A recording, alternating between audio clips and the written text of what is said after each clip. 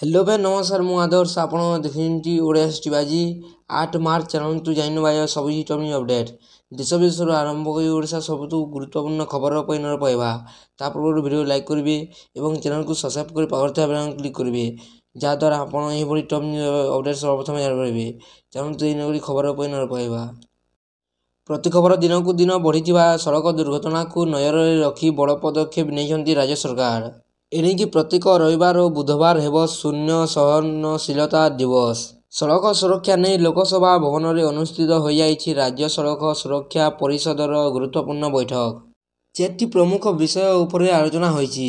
सड़क सुरक्षा उपर सचेतनता दृष्टि को गुरुत्व नियम भंगारकारी विरोध में दृष्टि कार्यानुष्ठान नियमित चेकिंग सह जोरिमाना आदाय एवं रविवार और बुधवार शून्य सहनशीलता दिवस नहीं निष्पत्ति होइछि।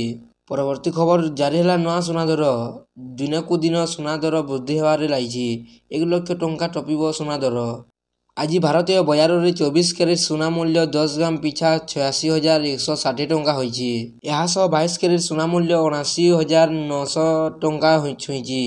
सेहीपरि आज भुवनेश्वर में 22 कैरेट सुना दर 79,900 टंका रही बेले 24 कैरेट सुना दर 87,160 होइछि।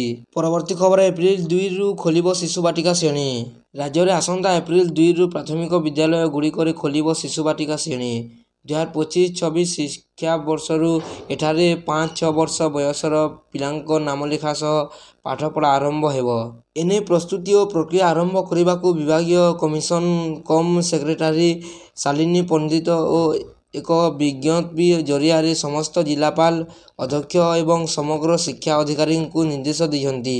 परवर्ती खबर आज बढ़ी पारे तापमात्रा उपकूल और उत्तर ओडिशा रे सुखिला रहिब पाग दिन में खरा राति रे शीत 2 दिन हेब राज्य में जारी रही एभली पाग उत्तर पश्चिम दिगरु ठंडा पवन प्रभावित जो राति ठंडा पड़ुछि।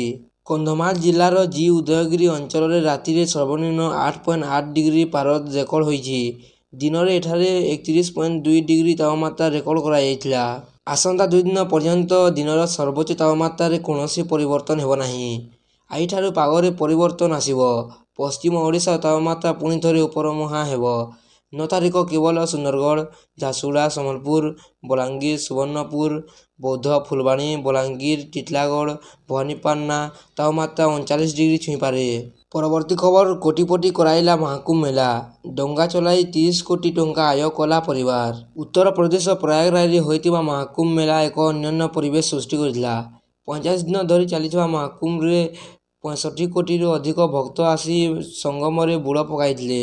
यारी मध्यरे एक नाविक परिवार महाकुंभ रे सेमानंक रोजगार पाई चर्चा रे अछंती। एही परिवार महाकुंभ समय रे केवल डंगा चलाई 45 दिन रे 30 कोटी टंका रोजगार करिथिबा चर्चा रे हेउची। मुख्यमंत्री योगी आदित्यनाथ याकू नै उत्तर प्रदेश विधानसभा रे उल्लेख करिसंती।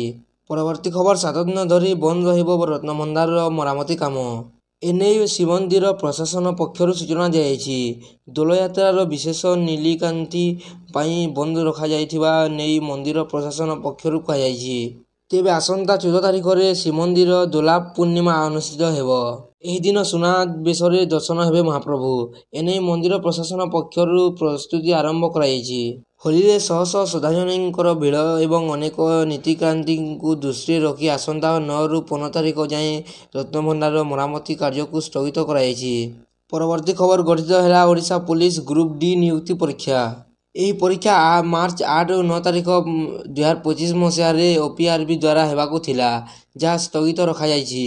एने विज्ञप्ति कहुई ओडिशा पुलिस ग्रुप बी पदवी मिलित नियुक्ति परीक्षा 2025 लिखित परीक्षा अनिवार्य कारण वशतः अन्यादेश पर्यंत स्थगित रही अर्थात परवर्ती विज्ञप्ति प्रकाश पर्यंत यह स्थगित रखागला।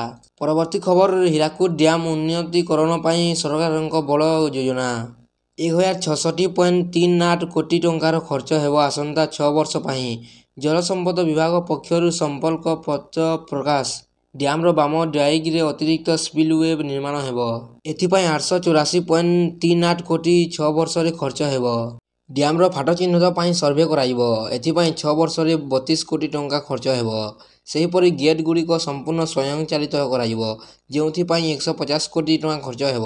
परवर्ती खबर केवल 36 मिनिट सफल हेब 2 घंटार यात्रा ରେପୁଏରେ କେଦାରନାଥ ଯିବେ ଶ୍ରଦ୍ଧାଳୁ। ବାବା କେଦାରନାଥ ଏବଂ ହେମକୁଣ୍ଡ ସାହିବଙ୍କ ଦର୍ଶନ ପାଇଁ ଯିବା ବହୁତ ସହଜ ହୋଇଯିବ। 36 ମିନିଟରେ 2 ଘଣ୍ଟାର ଯାତ୍ରା ସଫଳ ହୋଇଯିବ। ପ୍ରଧାନମନ୍ତ୍ରୀ ନରେନ୍ଦ୍ର ମୋଦିଙ୍କ ଅଧ୍ୟକ୍ଷତାରେ ଅନୁଷ୍ଠିତ କେନ୍ଦ୍ର କ୍ୟାବିନେଟ୍ କେଦାରନାଥ ଧାମ ଏବଂ ହେମକୁଣ୍ଡ ସାହିବ ପାଇଁ 2ଟି ପୃଥକ ରେପୁଏ ପ୍ରକଳ୍ପକୁ ମଞ୍ଜୁରୀ ଦେଇଛନ୍ତି। ପରବର୍ତ୍ତୀ ଖବର, ପ୍ରମାଣପତ୍ର ପାଇଁ ଆଉ ଦୌଡ଼ିବାକୁ ପଡ଼ିବନି ରାଜସ୍ୱ ଅଫିସ। ରାଜ୍ୟ ସରକାରଙ୍କୁ ନେଇ ରାଜସ୍ୱ ବିଭାଗ ନେଇଛି ବଡ଼ ନିଷ୍ପତ୍ତି। ଏବେ ଜାତି ପ୍ରମାଣପତ୍ର, ଇନକମ୍ ସାର୍ଟିଫିକେଟ୍, ରେସିଡେଣ୍ଟାଲ ସାର୍ଟିଫିକେଟ୍ ପାଇଁ ଆଉ ତହସିଲ ଅଫିସକୁ ଯାଇ ଘଣ୍ଟା ଘଣ୍ଟା ଛିଡ଼ା ହେବାକୁ ପଡ଼ିବନି।